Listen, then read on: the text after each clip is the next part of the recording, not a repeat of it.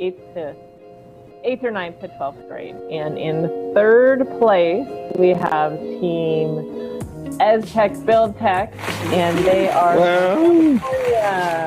I think they were guests on the one of our shows too. They were really. We didn't give them any secrets. They had no advantage over everybody else. No, they gave us secrets. I was going to say, they came on and we said, this is the gold standard. Follow what they're doing. Wow. They're demonstrating. They put it to work. Congratulations. Yes. In 2nd place, from Port of Spain in Trinidad and Tobago, we have Team TNT. Congratulations. Great work. And I think it's completely appropriate that I announce the 1st place winner, because just the name of the team is near and dear to my heart. From Yamaguchi, Japan, we have Team I Love Ice Cream. I love ice cream. In all caps. In all caps. So if you're a bit confused, that was the announcement of the 2025 Farmcraft winners. And Trinidad and Tobago has made history on this global esports and education stage. Now, securing 2nd place in this global competition. So, using Minecraft education, these 2 Queen's Royal College students outperformed thousands worldwide by designing sustainable agricultural systems rooted in local environments. This is Shiloh Atwell, and he's in the center of the picture, and Saleem Devenish on the right. Sorry. And then, so joining me this morning to discuss all of this and just explain to us exactly what is Farmcraft is Akil O'Connor, along with the 2 brilliant young minds behind this achievement. So good morning, gentlemen, and welcome to AM Prime. Good morning. Yeah. So how are you guys this morning? Yeah. Kind of tired. You all look tired, oh gosh. I'm excited. And that's good. So, well, my first question goes to you, Akil. Just to put this entire thing in perspective, and for many of us that don't know, I mean, I've heard about Minecraft, but I've never actually heard about Farmcraft. So, give it to us. What exactly is NASEF Farmcraft, the NASEF Farmcraft competition? What is it? How is it judged? What is it based on? All of it. All right, so to keep it very simple, Farmcraft is a part of Minecraft education. So for those who know Minecraft and Minecraft education, completely separate. It's not the same thing.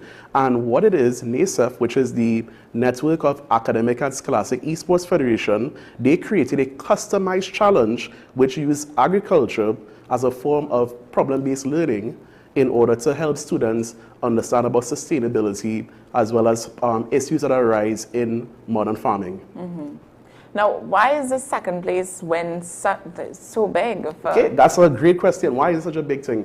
Because NASEF is an international federation. So, this year was the biggest year with over 60 countries participating. Now, in each country is multiple teams. Right. So for us, we were only 1 team. But in some countries was 100 teams. In some countries was over 1,000 participants. So for them to achieve 2nd place in the senior division, so there's the junior and the senior division. Juniors is from, I believe, 7 to 13.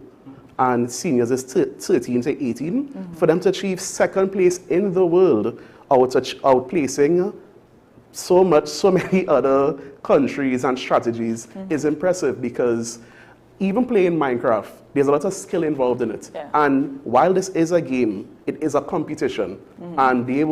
And essentially, what Farmcraft is, you have to get the highest score. So through your building or through your growing your farm and these challenges, you gain a score, and the higher you score, the better you place.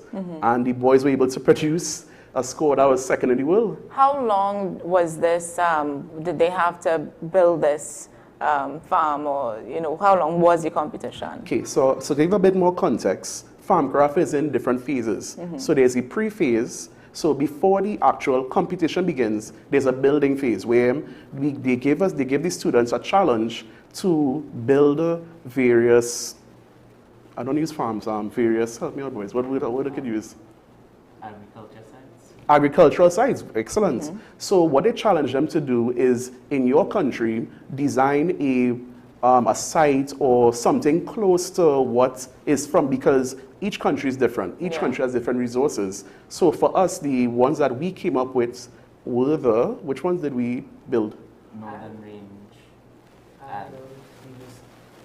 Valencia Timber Project. Wow. So there's a pre-stage, so they did models of those, and then for the actual competition, that's where we play the Farmcraft map to achieve the high score, and then even after the competition, there's also a follow-up segment where they encourage the students to try different strategies, because outside of just achieving a high score, okay, so if you use technology, try using without technology, use your hands only, or use pesticides, use fertilizers. So in that way, it helps with the problem solving to help students understand that there are different ways to tackle a problem or look at things through an agricultural lens. Right. Now, this year's theme focused on land demand. Why do you think that is an important concept for young people to explore, especially in the Caribbean? Because land is limited. We have to maximize our use of land. And even as the boys saw when we played the map this year, you started off with one plot of land. And then as you progress, you get another plot. Then it gets bigger. So what it's trying to show is that how can you maximize your acres of land? And when you get the opportunity to expand, can you optimally sustain the larger farm? Because as the boys experienced, when the farms got larger, it was quite a challenge. It got really difficult. And even with us in the Caribbean, even I would say even Trinidad, sometimes scaling is an issue. You know, you're accustomed to 2 acres, but what if you get 10 acres? Can you scale appropriately and manage that farm in a sustainable way? Wow. Now, you've supported TNT teams for 3 consecutive years. What do you think changed in 2025 that led to this major leap, this major accomplishment? I would say the prior experience we had to the competition helped, as well as the addition of Shiloh, because Saleem used to participate on his own. Right. He was a solo player, because unfortunately we were not getting the support from the wider community. So we have been persevering with Farmcraft on our own, but with Shiloh coming on board and that additional help and resource, it definitely added fuel to the fire, and that extra firepower we needed to gain the highest score. Wow. Now, the stars of the moment, these boys, Shiloh and Saleem, how did it feel hearing Trinidad and Tobago called for second place? I didn't know it was such a big thing. It's my first year doing this, and it's my first time. So when I did it, I said, I'm going to do this. I had fun doing it, and I get second. Right. I was surprised, because during that time I was in a camp. I hear looking at my phone, what? Second place? Seeing everybody on statuses on WhatsApp. Right. I was surprised. Yeah. Saleem? I was shocked. I participated from 2023 to now, and in them 2 years, in 2023 and 2024, we never placed below 50. Wow. And when I see these scores, it comes as a shock to me, because that is the highest we ever placed. It's a big jump.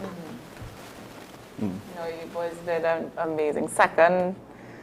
I mean, it's not third, it's second. So. And as Saleem correctly pointed out, the odds were against us. In previous years, we know the level of competition that we face in those other countries. Those students are grinding, and we know that the boys put out a good score, but second, it was a shock. Yeah, congratulations. So, can you walk us through your project, right?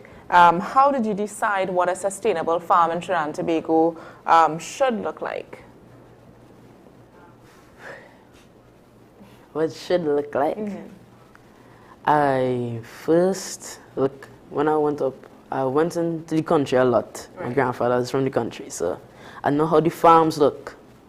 So during that build, I think what will look good and get me into the competition. So the first area was the harvesting area where they cut on the trees. Then I went to the timber procession to make it into the logs, into usable wood types, like fences and gates and doors. Then I went to the nursery where we replant the saplings and take care of the saplings to plant back into the forest area. And then we look at the education board where we have the main questions. I really took inspiration on the country. In country meaning like where most agriculture and farms happen. Right, where you find a lot of land. When there's have a lot of land. That was really how I got my inspiration to build that map. Right. And how I reached second. So you would have competed against 73 countries. What was the hardest part of the competition for you? For me,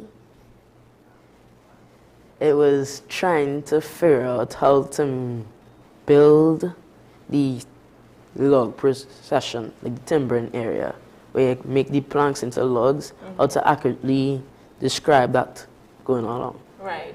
Now, in terms of, many people would know about Minecraft. Minecraft is a game where you build. I played Minecraft, that was like years ago.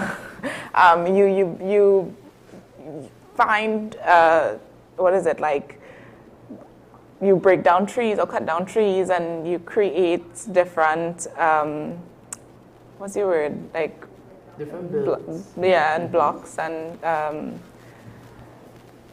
yeah, it's a very, I would say it's not a complicated game, but I think you have to be creative. You have to have a creative mind, right? What I would love, what I would like to point out, like what you're seeing on the screen there, Yeah. they created the full thing. They got a blank map.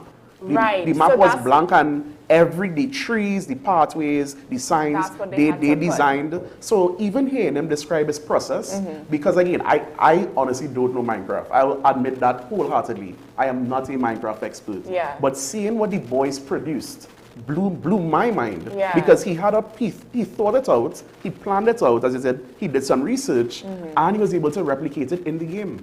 Right. Now, that's what I wanted to understand, or get the viewers to understand as well. In Minecraft, when you start playing Minecraft, you have land. But in your case, in this Farmcraft, you had to create everything from scratch. Yeah? And that's the difference between Farmcraft and Minecraft. And yeah. So I think Minecraft is you're mining. So you have the land and you're mining, like caves and yeah. And then Farmcraft, you're building this farms. It's any name. All right, so now, did you at any point have to use Minecraft education to help or change the way you think about agriculture, science, even getting into problem solving to complete the game?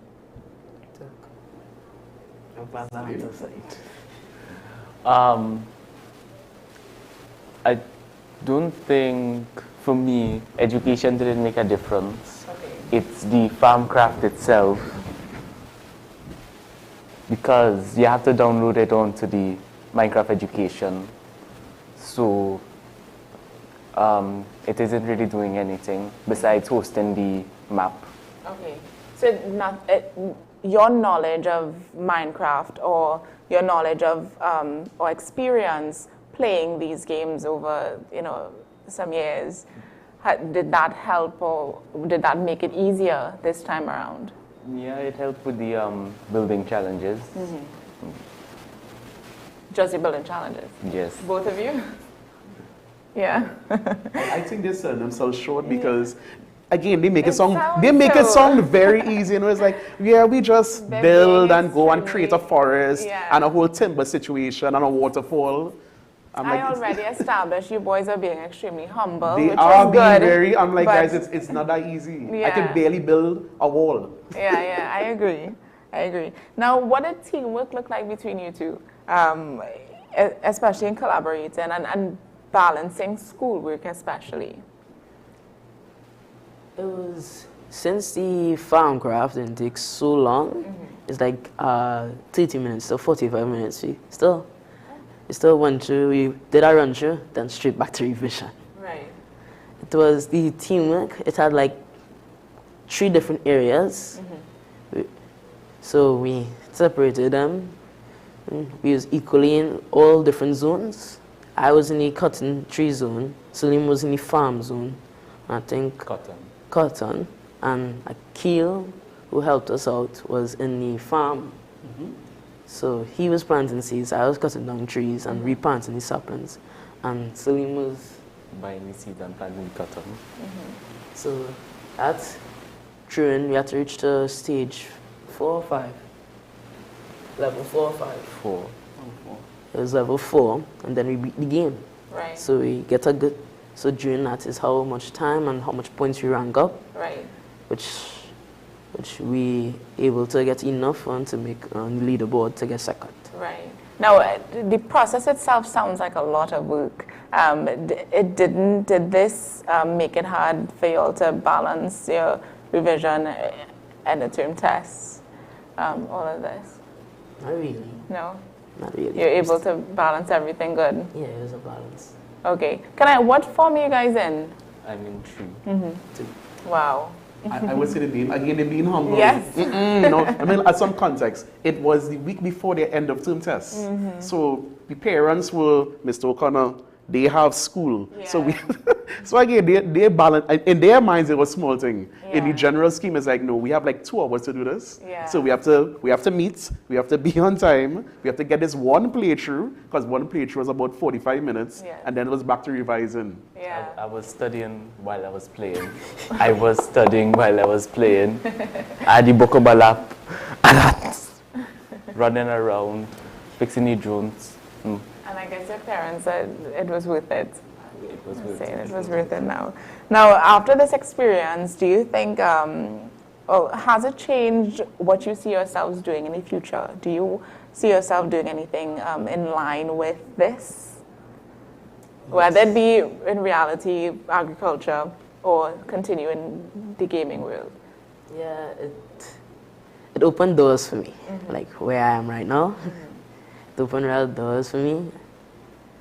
It definitely changed how I will run next time. I'll probably do it next year too, the Farmcraft 2026, and see what place I get. Saleem? I'm definitely going to continue doing this. I love the experience of playing Farmcraft. And I've been playing Minecraft since 2016, and all that paired with the challenges that they give us, it's been a real fun. Yeah. Now, Akil, based on these results, what do you think this says about the potential of esports games and these game-based learning education in our economy? It shows that, to me, this shows that game-based learning is a reality. It is because there has been discussions, there's always been discussions about modernizing the classroom, using smart boards, getting more technology, using gaming, and seeing something practical like this shows that, and especially through the lens of agriculture, which is not a popular lens by all means. How do you make agriculture? But as you hear the boys saying, it's fun. Yeah. You know, the fact that they willingly want to do it in something in a boring field such as agriculture, it shows that there is a lot of potential for game-based learning to help improve education, especially in Trinidad and Tobago, that is currently boasting to be going into a digital and AI sector. Now, looking ahead, what are your hopes for Farmcraft in 2026 and a wider school participation, getting more schools involved or more students involved? That is exactly it, and that's all we've been asking for. That's all we've been asking for, because this is a free program, by the way. There's no paywall. Yeah. There's no paywall to this. Farmcraft is free. NASEF Farmcraft is free. It's just about collaboration, reach out. And yes, we would love to see, I would love to see more Saleems, more Shilohs, see more innovative builds, see what other parts or sectors of the agricultural economy people could produce. Yes. So I would love to see more involvement in both schools and students in the community. Nice. Would you consider reaching out to maybe the education ministry just to see if you can get more support? Yes, that would be my dream. Yeah. If they would partner or assist even just promote it, Yeah. I'll be very happy with that. Yeah, awesome. All right, so boys, finally, my last question to you. Just each of you or either of you, leave a message with the students, other students who might be watching and interested or, unsure about joining. Just leave a message. You will have a good time. It is not as boring, and you will experience things. You will have fun doing it too, and you won't give it up easily. You see happen. You see I'll spend 10 minutes, and then you end up playing a whole hour. So that's my message. Saleem. Well, I have nothing to add to that besides it's free. I love that. It's free, guys. It's free. So we definitely, I wish you guys all the best. Next year, do it again. I really hope you do get the support and more members to help you guys out. Yeah. Thanks for coming on this morning. And I will definitely be looking forward to hearing more about Farmcraft and this competition, it's annually. Yes, yeah? it is an annual Right. competition. So Farmcraft, well, fingers crossed, Farmcraft 2026 is happening. Right. All right, so that brings us to the end of AM Prime this morning. I want to thank all my guests for joining me today, as well as my viewers for watching, for tuning in. As always, I will leave you with this. Always go with your passions. Never ask yourself if it's realistic or not. So I think that is, and I saw that quote, I found it to be very appropriate for this morning's conversation. And do enjoy the rest of your day. Stay safe, stay inspired, stay informed. And we have Sean Michael Small on the hour of 8 o'clock with Talking Points, so definitely stay tuned for that. And I'll see you back here again tomorrow morning. Bye-bye.